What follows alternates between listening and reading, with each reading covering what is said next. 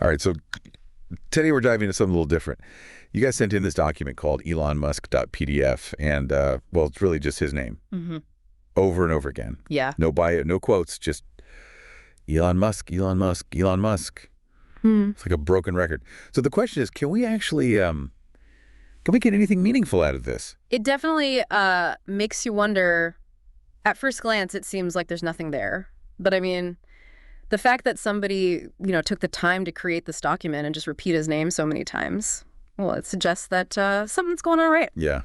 It's almost like a dare you know. Like, okay, you think you know Elon Musk. Let's see what you fill in the blanks with. We all have this image of him, right? The innovator, the meme lord, Hmm.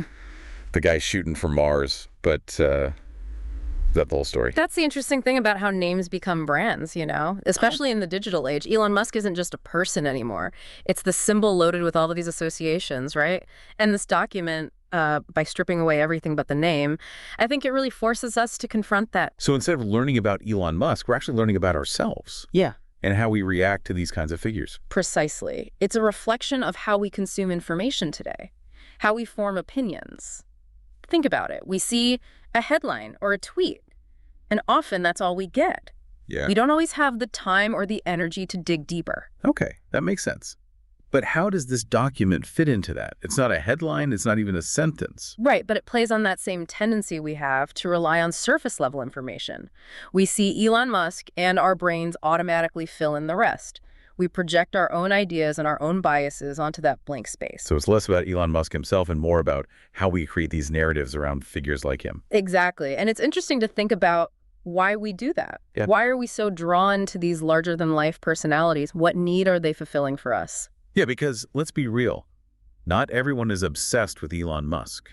So why does this name in particular, why does it seem to resonate with so many people? That's a great question. And I think it goes beyond just Elon Musk, We've always had these figures that we put on a pedestal, whether it's celebrities, athletes, or even politicians. Yeah, it's like they become these modern day myths, embodying our dreams, anxieties, or aspirations. And social media has amplified this phenomenon, hasn't it? We have this constant access to their lives, their thoughts, their every move. It really blurs the lines between the person and the persona. Yeah, it's easy to forget that they're real people with their own flaws and complexities. And this document, in a strange way, I think it reminds us of that. By reducing Elon Musk to just his name repeated endlessly, it kind of strips away the glamour, the mythology. It's just Elon Musk. It's like it's saying, look, here's the name stripped bare. What do you see now? It's kind of unsettling, actually. It is, isn't it? It forces us to confront the emptiness of celebrity worship, Yeah. The hollowness of a name without substance. Okay, so we've talked about how this document reflects our tendency to rely on surface-level information and how it plays on our fascination with these larger-than-life personalities. But let's zoom in on the document itself for a minute. We've got this repetition of Elon Musk, but there's no punctuation, no capitalization. It's just this continuous stream. That's what initially struck me. It creates this almost hypnotic effect, like a chant or a mantra. And it makes you think about the power of repetition, how it can shape our thoughts and perceptions. Yeah, we see this all the time in advertising, right? Repeat a slogan enough times and it starts to stick in your head, whether you want it to or not. Exactly. And this document takes that to an extreme. It's just Elon Musk over and over again, almost like a brainwashing technique. And that lack of punctuation, that lack of any kind of grammatical structure, it's almost like it's trying to strip away any individuality, any humanity from Elon Musk. He becomes this symbol, this abstraction. It's interesting you say that because I was thinking about the opposite. By reducing him to just his name, it's almost like it's emphasizing his humanness, his vulnerability. It's just Elon Musk, the name, repeated like a plea, a cry for attention. Whoa, okay, now that's a different take. It's like this document is a Rorschach test, revealing more about our own interpretations than about Elon Musk himself. Exactly. And that's what makes it so fascinating. It's not giving us any answers. It's asking us to come up with our own.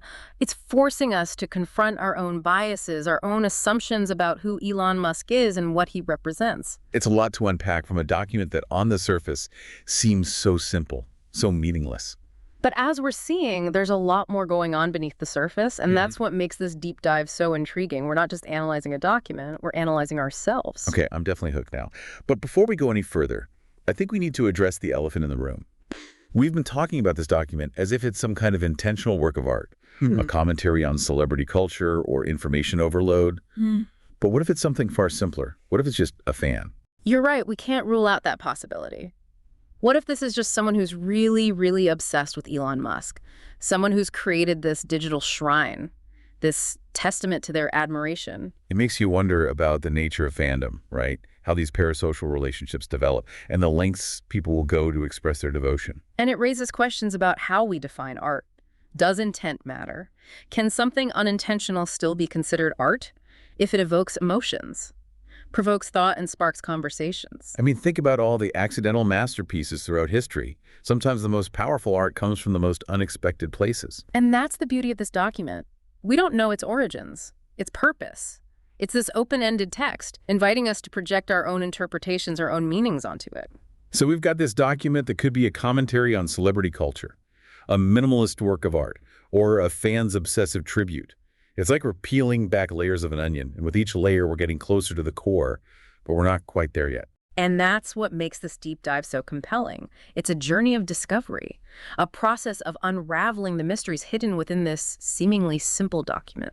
All right, folks, we've covered a lot of ground in this first part of our deep dive into elonmusk.pdf.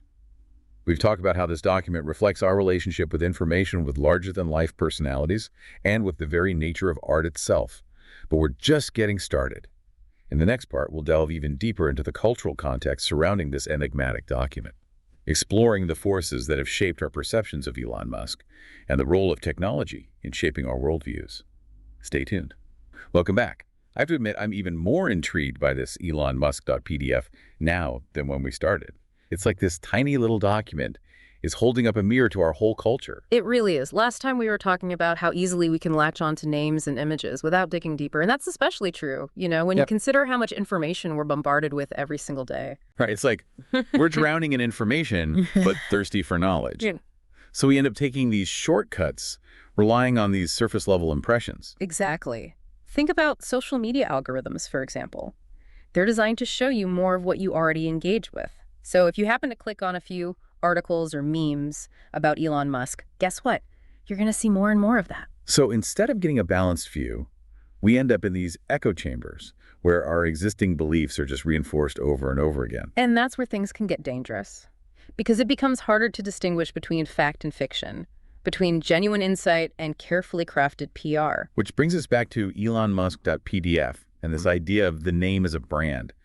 Because whether it's intentional or not, Elon Musk has cultivated this very specific image. Right, he's a tech visionary, the disruptor, the guy who's going to save humanity by colonizing Mars. And that narrative has been incredibly effective, both for his businesses and for his personal brand. But this document, by just repeating his name over and over again, it's like it's stripping away that carefully crafted image. It's saying, okay, here's the name stripped bare. What do you really know? And I think that's what makes it so unsettling for some people. It forces us to confront the possibility that maybe we don't know as much as we think we do. Maybe we've been buying into a myth. It's kind of like that moment in The Wizard of Oz, when they pull back the curtain and see that the great and powerful Oz is just a little old man. Exactly. And that's a powerful metaphor for how we often perceive figures like Elon Musk. We see them as these almost mythical beings capable of achieving these incredible things. But ultimately, they're just people. People with their own motivations, their own agendas. And I think that's what this document is challenging us to remember. It's reminding us to be critical thinkers, to question the narratives we're being fed, and to form our own opinions based on evidence, not just hype. Okay, so we've talked about the dangers of echo chambers and the importance of critical thinking. But there's another layer to this document that I think is worth exploring. We've been focusing a lot on the negative aspects of this obsession with Elon Musk. But could there also be a positive side to this? That's a great question. And you're right. It's important to acknowledge that not all admiration for figures like Elon Musk is necessarily blind or unhealthy. Right, after all, he has achieved some pretty incredible things. SpaceX, Tesla. Yeah. They're pushing boundaries and innovating in ways that could genuinely benefit humanity. Exactly. And for some people, that sense of awe and inspiration can be a powerful motivator. It can spark curiosity, encourage people to pursue their own dreams, and maybe even contribute to making the world a better place. So while it's important to be critical, to not just accept everything at face value, there's also room for a healthy dose of admiration and inspiration. Absolutely. And I think this document, in its own strange way, highlights that tension. On the one hand, it's a warning against blind hero worship. But on the other hand, it also acknowledges the power of figures like Elon Musk to capture our imaginations and inspire us to reach for the stars. It's like this document is saying, okay, you're fascinated by this guy. You're drawn to his ideas. But don't just accept it all blindly. Engage with it critically. Question it.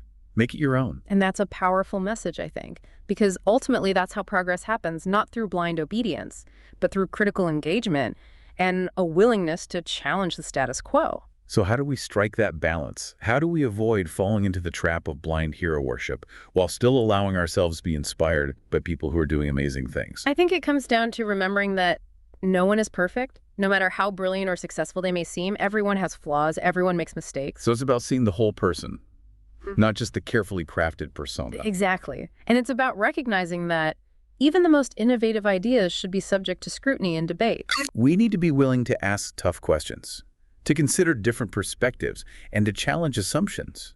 And that's not always easy, especially when we're dealing with figures who hold a lot of power and influence. But it's essential if we want to create a better future. All right, really enjoying this conversation. We've talked about social media algorithms, echo chambers, the importance of critical thinking, and the balance between admiration and scrutiny. But there's one aspect of this document that we haven't really touched on yet, and that's its artistic potential. Ah, yes. We talked earlier about how this document could be seen as a minimalist work of art, and I think that's an interpretation worth exploring further. I'm curious to hear your thoughts on this, because on the surface, it seems so simple, so repetitive. How can something like that be considered art? Well, I think it challenges our traditional notions of what art is supposed to be. We often think of art as something beautiful, something aesthetically pleasing.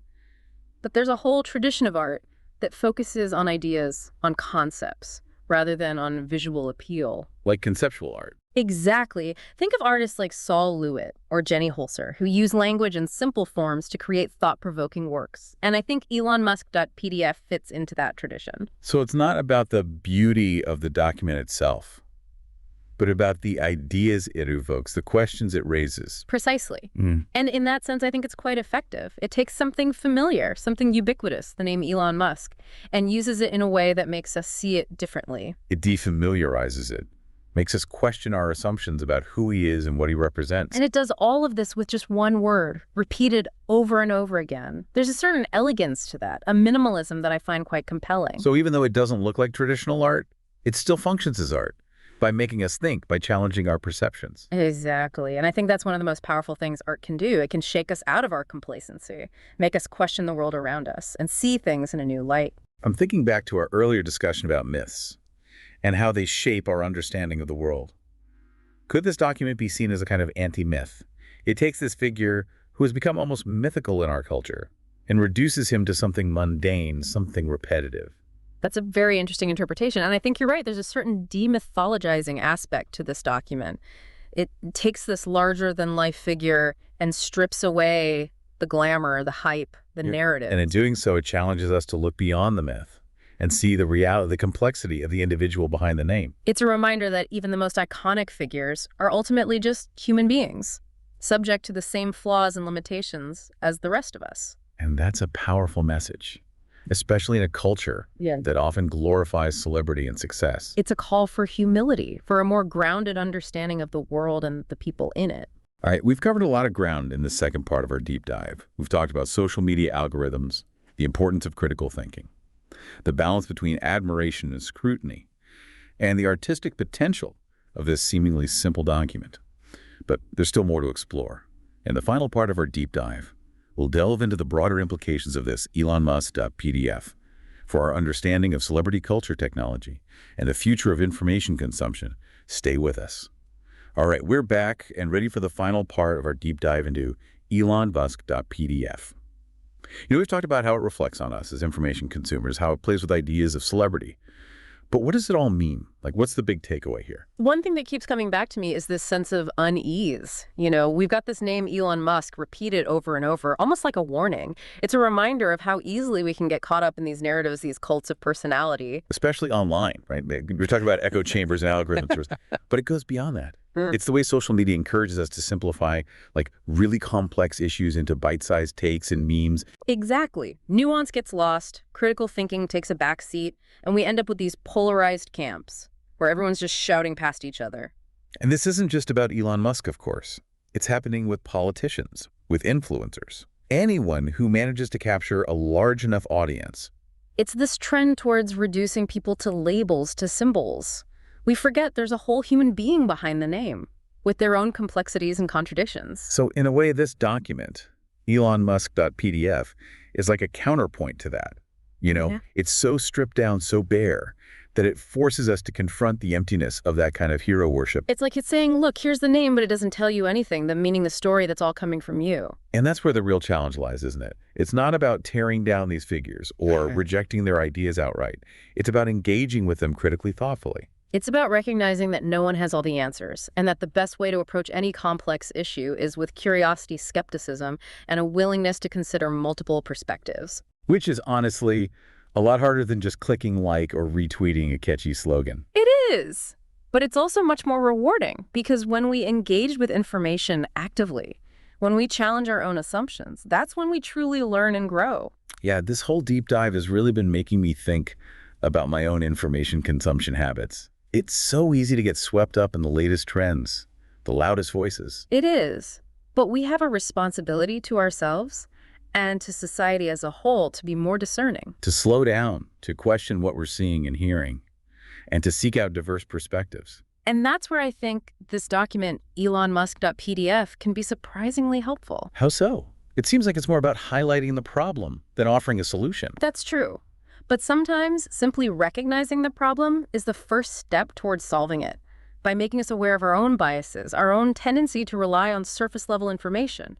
It forces us to confront those habits. So it's not a solution in itself, but it's a starting point. It's a reminder to be more mindful, more critical, more engaged. Exactly. And I think that's a pretty powerful takeaway from a document that, on the surface, seems so simple, so meaningless.